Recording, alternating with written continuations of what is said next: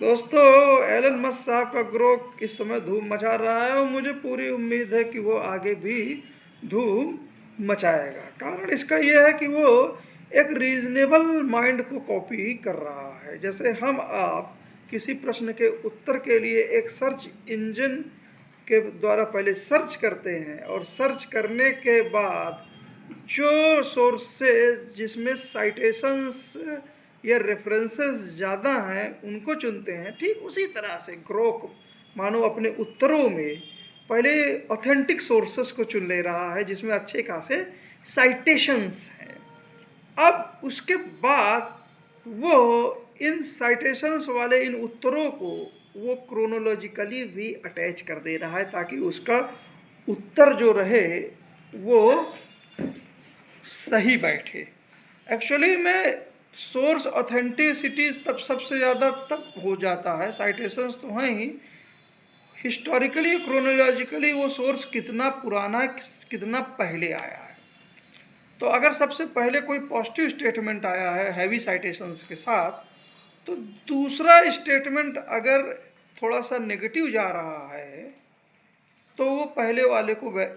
Primacy देगा। तो वो ग्रोक बेसिकली जो वर्क कर रहा है वो इस तरह से वर्क करता दिख रहा है कि पहले जो ऑथेंटिक सोर्सेस हैं उनको कलेक्ट कर रहा है, उसके बाद उनको साइटेशंस के हिसाब से और रेफरेंसेस के हिसाब से, और उसके बाद वो हिस्टोरिकली या क्रोनोलॉजिकल ऑर्डर्स में उनको अरेंज कर रहा है। थर्ड स्टेप में वो ग्रोक ये कर रहे हैं कि वो जो भी सोर्सेस हैं उनको कम से कम दो पार्टों में वो रख रहे हैं, 2 या 3 पार्टों में वो रख रहे हैं। एक जो क्वेश्चन के अनुसार पॉजिटिव आंसर दे सके और फिर उसके बाद सामने रख रहे हैं जो क्वेश्चन के अनुसार नेगेटिव आंसर दे सकें। कुछ में दोनों ही तरह के आंसर होंगे तो वो तीसरी कैटेगरी भी शायद रख रहे होंगे। और ये तीनों सोर्सेस को वो हिस्टोरिकली भी अरेंज कर ले रहे हैं। उसके बाद एक ही प्रश्न को अलग अलग तरीके से पूछने पर ग्रोक जो है वो मेथोडोलॉजी यूज करता है। अगर क्वेश्चन जो है वो सीधा सीधा पूछा गया है तो जाहिर सी बात है जिधर हैवी साइटेशंस हैं और हिस्टोरिकली वो साइटेशंस या जो भी उनके सोर्सेस हैं वो पहले आए हैं तो प्राइमा फेसी उनको वेरिएशंस मिलेगा। और जो सोर्सेस जो सबसे पहले भी आए हैं और जो सबसे लास्ट तक भी वो सोर्सेस हैवी साइटेशंस के साथ आए हैं तो ये कंफर्म कर देते हैं कि पॉजिटिव आंसर देना है कि नेगेटिव आंसर देना है। तो वहीं जब क्वेश्चन आप क्रिटिकल वे में पूछते हैं, ग्रोक को मान लीजिए क्रिटिलाइज करते हुए, या फिर आप नेगेटिव सेंस में पूछते हैं, तो ग्रोक जो है वो मेथोडोलॉजी तो वही रखता है लेकिन आपके क्वेश्चन के अनुसार वो थोड़ा बहुत वेटेज जो है वो जो नेगेटिव सोर्सेस हैं उनको भी अंत में देने की कोशिश कर देगा। प्लस आप क्वेश्चन किस नेचर का पूछ रहे हैं उस नेचर का, आप कंक्लूसिव क्वेश्चन पूछ रहे हैं तो कंक्लूसिव उत्तर देने को पूछेगा, बैलेंस है तो बैलेंस पूछेगा, आप क्रिटिसाइज करेंगे तो उस हिसाब से वो अपने जो जितना उनकी वो स्टोरी को वो उसको मेंटेन वो करता है। वो स्टोरी कैसे बना ले रहा है आपके क्वेश्चन के अनुसार, ये अलग सॉफ्टवेयर की फील्ड है। तो जाहिर सी बात है कि गूगल जैसे सॉफ्टवेयर्स को, जो भी सॉफ्टवेयर हैं उनको यूज़ कर रहा है, और जैसे हम चीज़ों पे पहुंचते हैं कंक्लूजन पे, ग्रोक उसी तरह से अपने सॉफ्टवेयर के जरिए पहुंच रहा है। This is the way how Grok works. परंतु आप देखें कि एलन मस्क साहब यही नहीं है, एलन मस्क साहब जो हैं वो मशीनरी में भी आगे हैं। जी हाँ, मशीन्स में भी, ऑटोमेटेड मशीन्स में अब तो उनकी बिना ड्राइवर की वाली कार इत्यादि भी। तो वो कहीं ना कहीं जो सिस्टम दिख रहा है मुझे, और ग्रोक एआई जो उन्होंने मार्केट में फेंका है वो एक्चुअली में एक तरह से एक आर्टिफिशियल ब्रेन फेंक दिया है मार्केट में। और वो देख रहे हैं कि जैसे हम क्वेश्चंस पूछते हैं, थिंक करते हैं एक रीजनेबल मैन, तो वैसे वो रीजनेबल जो उनका एआई है वो उस तरह से उत्तर दे पा रहा है कि नहीं। दरअसल एलन मस्क साहब ने आर्टिफिशियल ब्रेन तैयार कर लिया है। अब बस मशीन की नॉलेज तो उनको है ही है, अब इस ब्रेन को मशीन के साथ जोड़ना है। जी हाँ, तो ऑटोमेटिक सिस्टम्स जो आप बात हो रही वो तो आएगा ही, इस तरह से इंटेलिजेंस सिस्टम्स तो आएंगे ही, लेकिन जैसे जैसे ये मशीन्स जो हमारी हाथ पैर हैं, हमारे जो पार्ट्स हैं और इनके अंदर जो फ्लेक्सिबिलिटी है और ये किस तरह से एआई के साथ जुड़ जाएंगे। जी हाँ, मैं रोबोट की बात कर रहा हूँ, रोबोटिक्स की फील्ड की बात कर रहा हूँ, वही रोबोटिक्स की फील्ड जो क्या बोलते हैं पिछला फ्लाइंग रोबोट्स में मैंने जो चर्चा हमने जो की थी। तो एक्चुअली में उस तरह के फ्लेक्सिबल रोबोट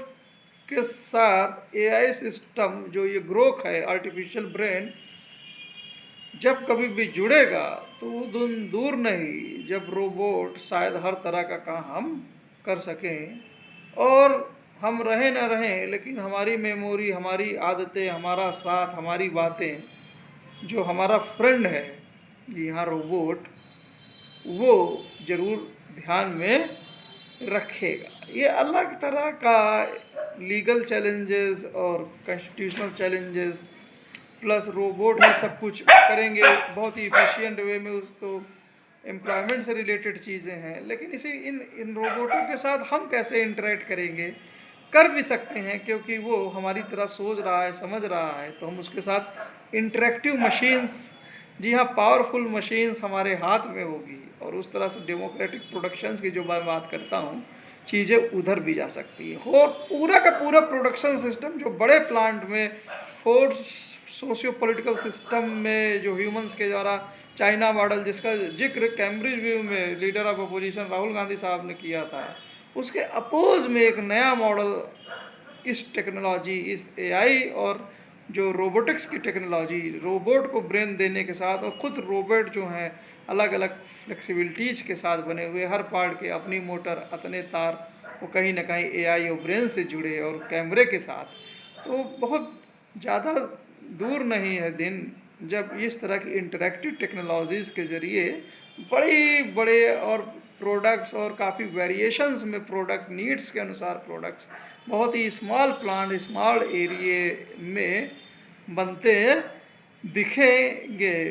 बहुत ही कम कास्ट में, एनवायरमेंटली सस्टेनेबल तरीके से। तो कुछ इस ओर चीज़ें जाती हुई ग्रोक एआई की जा रही है और जिस हिसाब से ग्रोक एआई वर्क कर रहा है, आप बहुत तरह के प्रश्न रखेंगे, लेकिन ग्रोक एआई जल्दी फंसेगा नहीं, या शायद उम्मीद ही कम है, क्योंकि वो जिस मैंने बताया कि वो जो मैकेनिज़्म यूज कर रहे हैं वो एक रीजनेबल मैन जैसे हम आप करते हैं, थिंक करते हैं, ठीक उसी तरह से वो वर्क कर रहे हैं। उम्मीद है ये एपिसोड, और प्लस झूठ सच पकड़ने की ये भी खासियत ग्रोक में इसलिए भी है कि वो भीड़ पे नहीं देख रहा है कि कौन कितने भीड़ हैं ये हैं, बल्कि ऑथेंटिक सोर्सेज जिसमें रेफरेंसेस है, साइटेशंस हैं, और वो सोर्सेज जो हैं वो सबसे पहले क्रोनोलॉजिकली भी देख रहे हैं, और वो अगर उस तरह के चीज़ें अगर रेपुटेड लेक्चर्स में या वीडियो भी शायद सुन रहा हो भगवान जाने, तो वो अगर बहुत दिन बाद भी, ड्यूरेशंस के बाद भी वो यूज हो रहे हैं और वो कंटिन्यूटी बनाए हुआ है, दरअसल फेक न्यूज़ ये कंटिन्यूटी नहीं बना पाते हैं अपने सोर्सेस के विषय में। इसलिए ग्रोक जो है फेक न्यूज़ को आसानी से पकड़ भी सकता है, या प्रोपेगेंडा जो चलता है उसको भी पकड़ सकता है। प्लस न्यूज़ के आने के बाद, फेक न्यूज़ के बाद जो क्लैरिफिकेशन रेगुलेटरी अथॉरिटीज़ के द्वारा या अन्य जिम्मेदार अथॉरिटीज़ के द्वारा, तो उनको भी ग्रोक जो है वो वेटेज दे रहा है। ठीक उसी तरह अगर आप क्या बोलते हैं किसी प्राइम मिनिस्टर के विषय में, लीडर ऑफ अपोजिशन के विषय में, या कोई जानी मानी पर्सनालिटी के विषय में, हिस्टोरिकल या प्रेजेंट पॉलिटिकली एक्टिव के विषय में पूछेंगे, तो ग्रॉक जो है वो अपने उत्तरों में थोड़ा सा संवेदनशीलता भी वो ले आ रहे हैं और बैलेंस होने की भी कोशिश थोड़ा सा हो सकती है। तो उम्मीद है ये एपिसोड ग्रोक एआई का पसंद आया होगा। इसके लिए जी हाँ, एलन मस्क साहब को विशेष बधाई। पर ये एक दिन का वर्क नहीं है, इसके पीछे और भी जो गूगल जैसे सर्च इंजन जो डेवलप हुए या सोशल मीडिया में जो कंट्रीब्यूशन है मार्क जुकरबर्ग साहब का या और दूसरा सॉफ्टवेयर फील्ड्स का जो भी है, वो सब आप जाके पूरा समझ लीजिए फ़ायदा मस्क साहब उठा रहे हैं। प्लस नॉलेज जो है वो ह्यूमन कैसे वर्क करते हैं, मशीन और ब्रेन, इनको जोड़ने की जो क्षमता एलन मस्क साहब में दिख रही है वो अद्भुत है। उम्मीद है ये एपिसोड आप लोगों को पसंद आया होगा। जय हिंद, जय भारत, थैंक यू सर।